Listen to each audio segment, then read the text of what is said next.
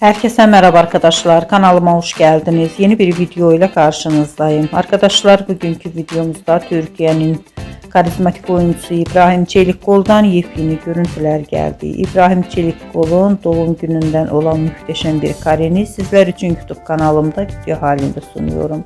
Umarım beğenirsiniz. Arkadaşlar, videomu beğendiyseniz kanalımı izlemeyi ve bildirim butonuna basmayı unutmayın. Şimdilik benden bu kadar olsun. Yeni videomuzda görüşmek üzere. Hoşça kalın.